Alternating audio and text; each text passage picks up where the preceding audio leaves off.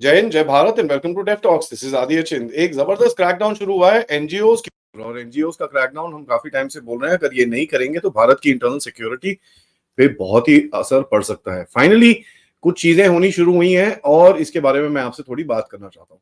सबसे पहले मैं आपको बताऊं कि भाई जो एनजीओज हैं उनका एक बड़ा ही जबरदस्त एक प्रोजेक्ट था, जो बेसिकली फोकस्ड ये लोग प्रोटेस्ट और फोकस इन चीजों के ऊपर करते थे ताकि जो भारत की एक ग्रोथ है, भारत की जो डेवलपमेंट है और भारत के अंदर जो इन्वेस्टमेंट आ रही है, उसके ऊपर कहीं ना कहीं रोक लगाने की पूरी कोशिश ये लोग करते थे ना। उसमें सबसे बड़ा टारगेट इनका था अडानी। ऑफ कोर्स आपको समझ में आएगा कि भाई वहां से हिंडनबर्ग, यहाँ से भी कुछ पॉलिटिशियंस और पूरी ऑपोजिशन अडानी अडानी अडानी के नारे लगाती सारा टाइम रहती है।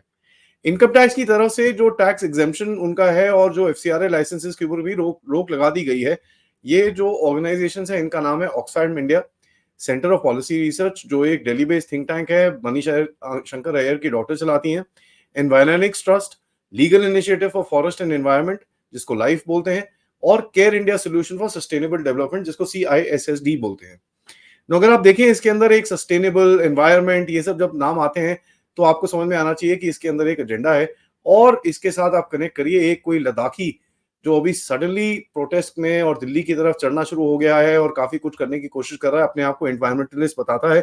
और आपको उसके लिए समझ में आना चाहिए कि इन दोनों का कनेक्शन क्या है और किस तरह से ये टाइम एक चीज है कि इनको पता था कि भैया क्रैकडाउन हो रहा है, क्योंकि ये क्रैकडाउन फरवरी से शुरू हो चुका था। फाइनली इसके ऊपर कुछ अभी कॉन्क्रीट चीजें बाहर निकल रही हैं। तो ऑब्वियसली इनको पता होगा कि भैया कुछ ना कुछ बाहर निकलने वाला है। तो उससे पहले थोड़ी सी जरा आप अपनी जो बोलते हैं ना, एक इमोशनल थोड़ा सा एक अपील करो, एक कहीं ना कहीं आप जाके थोड़ा सा प्रोटेस्ट वोटेस्ट करो, तो आपके ऊपर थोड़ा सा एक सिंपैथी वोट टाइप आपके पास आ जाएगा। वो तो अब होगा कि नहीं होगा वो तो टाइम ही बताएगा। लेकिन आपको ये मैं जरा बताऊं, एनजीओ जो हैं ये बेसिकली अडानी को यूएन में भी लॉबी करते थे कि साहब अडानी को डीलिस्ट करना चाहिए और ग्लोबल प्रोजेक्ट्स के अंदर, और उसको अलाउड नहीं होना चाहिए कोई भी ग्लोबल प्रोजेक्ट्स लेने में। अब देखिए ये चीज मैं आपको बताऊं कि अडानी जो काम कर रहा है, what ever he is doing for the benefit of India. और कितने सारे उसने जो पोर्ट्स उठाए हैं चारों तरफ, अगर आप गवर्नमेंट के थ्रू करने शुरू होते तो आपकी ब्यूरोक्रेसी के बारे में आपको पता ही है, वो कभी भी आपको कुछ करने नहीं देते। वो फाइल मूव होते होते ही 15 साल लग जाते, जब तक पोर्ट चाइना आके ले जाता, और उसके बाद आप ठेंगा लेके बैठे रहते अपने पास। तो गवर्नमेंट ने एक ये तरीका ढूंढा है कि जो एक इन्वेस्टर है उसको आगे लेके जाते हैं, वो फटाफट इन्वेस्टमेंट करता है, पोर्ट को टेक ओवर करता है, और आपकी जो स्ट्रेटेजिक आउटलुक है दुनिया के अंदर उसको बढ़ा रहा है। तो उसमें खराब क्या है मेरे को समझ नहीं आता, क्योंकि at the end of it he is also businessman. उसको भी पैसे अपने बनाने ही बनाने हैं। अगर वो कहीं पे इन्वेस्टमेंट करेगा तो आपको बनाना पड़ेगा। अब ये जो जितने भी एनजीओज हैं, वो ट्रस्ट है, एनजीओज हैं, इन लोगों ने कोलैबोरेशन करी कि भाई ये एक मिनरल इनहेरिटर्स राइट्स एसोसिएशन, एक और ऑर्गेनाइजेशन है जो प्रोटेस्ट करती थी जिंदल स्टील वर्क्स, अडानी कोल प्रोजेक्ट्स, ओडिशा में, और यहां तक कि मैं आपको बताऊं ऑस्ट्रेलिया तक इसके ऊपर प्रोटेस्ट चलते थे टिम ब्राउन फाउंडेशन की तरफ से, जो वहां पर भी एक वेबसाइट चलाता है जिसका नाम है adaniwatch.org, जहां पर अडानी के ऊपर काफी हद तक रोज कालक फेंकी जाती है। और ये देखिए ये जो ऑर्गेनाइजेशंस हैं, ये एक पर्टिकुलर कम्युनिटी, एक एक समुदाय विशेष, आपको समझ में आ रहा होगा मैं क्या बोल रहा हूँ, उसके बेनिफिट में काफी हद तक काम करती है। अगर आपको याद होगा अभी रिसेंटली जो एक नैरेटिव चला था मुंबई के अंदर, जब धारावी की जो उसका रीस्ट्रक्चरिंग रीऑर्गेनाइजेशन किया जा रहा था, वो अडानी कर रहे हैं, तो उसके ऊपर पूरा एक नैरेटिव चलाया गया था, भैया ये तो एंटी मुस्लिम है, ये एंटी ये है, ये एंटी वो है, सब कुछ कराया गया था। लेकिन ऑब्वियसली उसका कुछ इतना इम्पैक्ट पड़ा नहीं। बट इनका फोकस और एजेंडा हमेशा चलता रहता है। ये 5 एनजीओज में इनको बेसिकली एक्विजिशन है कि आप एंटी इंडिया एजेंडा चलाते हो, और 75% इनकी 4 में से 5 की जो एनजीओज हैं जिनके जो इनकम है, जो कॉन्ट्रीब्यूशन है, वो फॉरेन सोर्सेज से आती हैं। और सबसे बड़ा फॉरेन सोर्स तो आपको पता ही होगा, जो इधर उधर के ट्रस्ट फस्ट है वो तो आते ही होंगे, लेकिन सबसे बड़ा फॉरेन सोर्स इनका जॉर्जी बॉय जरूर है। अब देखिए ये जितने भी 4-5 एनजीओज हैं, ये सारे आपस में मिले हुए हैं। ठीक है, ये सारे फाइनेंशियली कनेक्टेड हैं। तो बेसिकली एक इसको देता है, उसको देता है, एक इसको देता है, एक उसको देता है। करते क्या है, क्योंकि काफी सारे छोटे छोटे एनजीओज के लाइसेंसेस कैंसिल हो गए थे, एफसीआरए लाइसेंसेस, तो ये लोग पैसे लेके अपने दूसरे छोटे छोटे एनजीओज को various different purposes, various different protest and various different जो इनके एजेंडा है उनको चलाने के लिए छोटे छोटे इंडिया में उनको सप्लाई करते थे। यही मैं बोलता हूं, इसका बेसिकली एक अगर आपको सिंपल मैं मीनिंग बताऊं, इसको बोलते हैं शेल एनजीओ। जैसे शेल कंपनीज बनती हैं, एग्जैक्टली वैसे ही कवर में इतने लूप्स डाल देते हैं कि उसको ढूंढना बहुत मुश्किल हो जाता है। एंड तभी ऑब्वियसली टाइम लगता है इन्वेस्टिगेशन पूरी करने में, क्योंकि आपको मनी ट्रेल पूरी तरह से ढूंढनी पड़ती है। अब जो आईटी इनकम टैक्स की तरफ से जो उनको एक लेटर लिखा गया है, उनको बोला कि साहब आपके जो एनुअल रिटर्न्स हैं और आपके जो बैंक स्टेटमेंट्स हैं फॉरेन करेंसी बैंक अकाउंट्स के, उसके अंदर मेजर मिसमैप है और आप उसको मिस यूटिलाइज कर रहे हो जहां पर इन एनजीओ के साथ जहां पर एफसीआरए फॉरेन फंड्स अलाउड नहीं है। और ये देखिए जॉर्जी बॉय और टॉम ब्राउन फाउंडेशन, जैसे मैंने आपको बताया ऑस्ट्रेलिया के अंदर, ये दोनों पूरी तरह से इनको सपोर्ट करते हैं। बाकी तो फोर्ड फाउंडेशन ये वो सारे वहां पर होंगे। 141 पेज का लेटर लिखा गया आईटी डिपार्टमेंट की तरफ से ऑक्सफैम इंडिया को, जहां पर उनको बोला कि साहब आप ऐसी ऐसी एक्टिविटीज कर रहे हो जहां पर इंडिया की जो डेवलपमेंट एफर्ट्स है उसको आप हिंडर कर रहे हो, और दूसरी तरफ से ऑस्ट्रेलिया में भी जो अडानी ग्रुप ने एक माइनिंग का एक प्रोजेक्ट लिया था उसकी तरफ भी आप कर रहे हो, which is not part of your agenda. तो आपको ये चीज समझ में आनी चाहिए। हमारी एक जो प्यारी सी जो क्या नाम है मेंबर ऑफ पार्लियामेंट है सुश्री महिमा मित्रा जी, अभी काफी टाइम से अडानी अडानी कर रही हैं। एज अ मैटर फैक्ट उन्होंने लोकपाल के अंदर भी एक चिट्ठी लिखी थी, एंड कहीं ना कहीं वो लोकपाल ने चिट्ठी उठा के बाहर फेंकी थी, क्योंकि जो उसका बेसिस था वो था हिंडनबर्ग।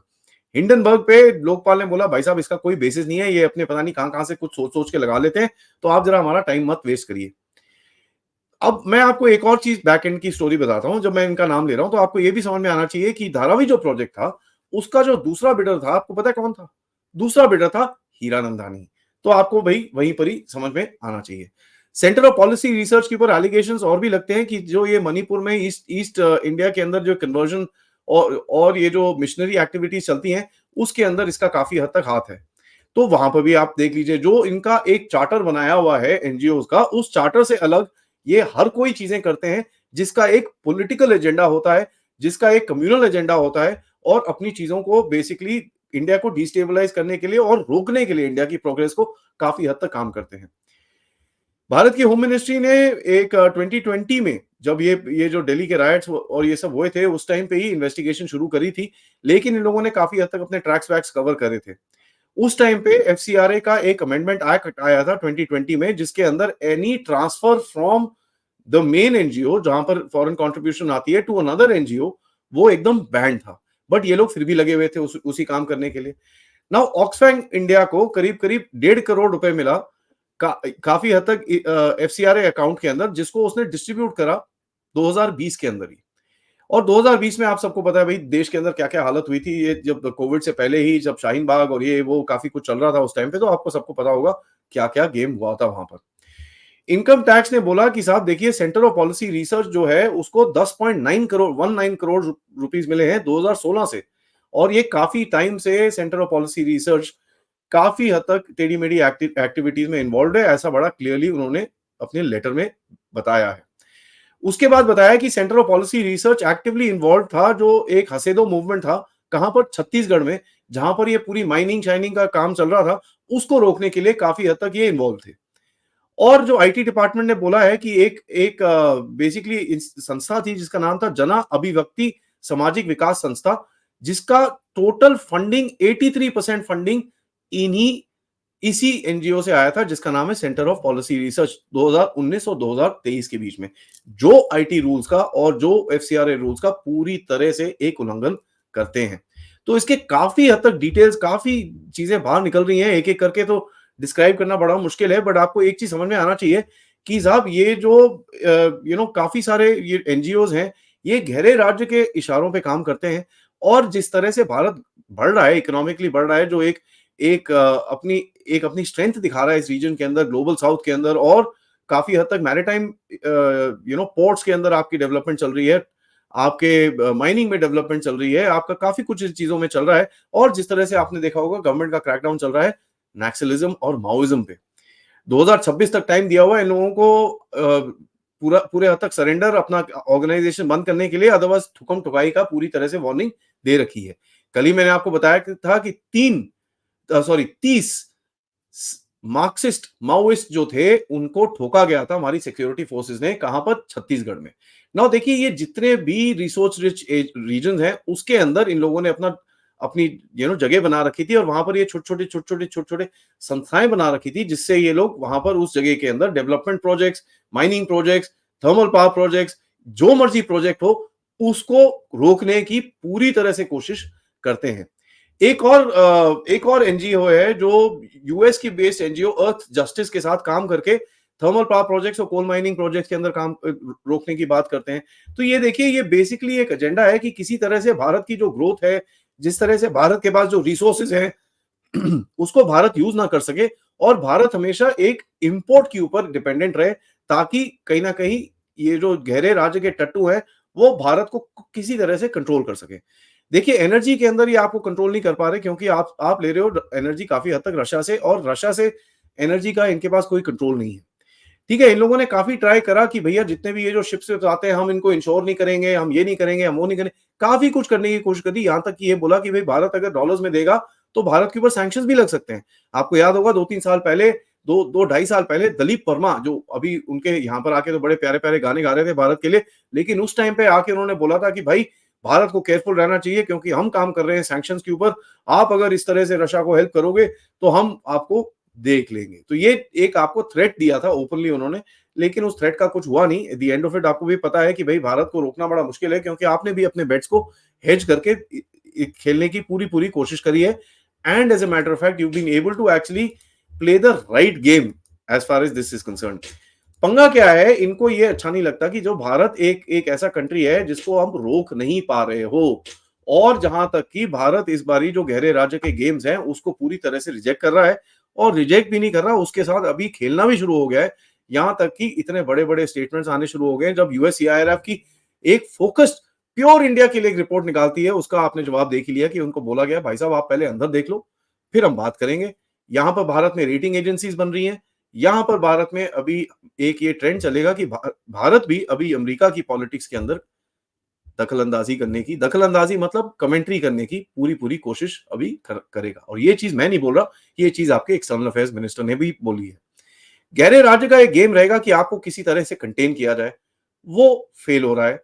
और ये एनजीओस पे क्रैकडाउन तो हम लोग पूरी तरह से वेलकम करते हैं। मैं तो बोलता हूं इसको पूरी तरह से फटाफट खत्म किया जाए एक टाइमलाइन बेस में, और ये जितने भी ऑर्गेनाइजेशंस हैं, may it be missionaries, may it be these NGOs, may it be whatever it is, they need to be told to pack their bags and leave India ASAP. मैं congratulation देना चाहूंगा, देर आए दुरुस्त आए, अच्छी बात है ये हो रहा है, और ये ऐसे काम हमको देखने हैं। तब तक के लिए गाइज ये वीडियो को लाइक करिए, सब्सक्राइब करिए, मैं आपको अपडेटेड रखूंगा अगर कुछ ऐसी और डेवलपमेंट्स होती हैं। जब तक, आज दोपहर में हम लोग मिलेंगे जनरल राजीव नारायणन से, जो हमसे बात करेंगे दुनिया की जियोपॉलिटिक्स के बारे में, क्या क्या चल रहा है और भारत का क्या गेम होने वाला है आगे जाके, क्योंकि एक और वॉर हमारे डोर स्टेप के ऊपर बड़ी जबरदस्त ब्रू हो रही है, इजराइल और ईरान, आप सबको पता है। और रात को मिलेंगे पथिकृत पानिया जी से, जिनसे हम डिस्कशन करेंगे उसको आगे लेके जाके। आप लोग इस चैनल की तरफ कंट्रीब्यूट कर सकते हैं यूजिंग द क्यूआर कोड, या फिर पेपैल, या फिर सुपर स्टिकर, सुपर चैट्स, और कमेंट बॉक्स में बताइएगा आप क्या चाहते हैं इन एनजीओ के साथ क्या होना चाहिए। जय हिंद, जय भारत।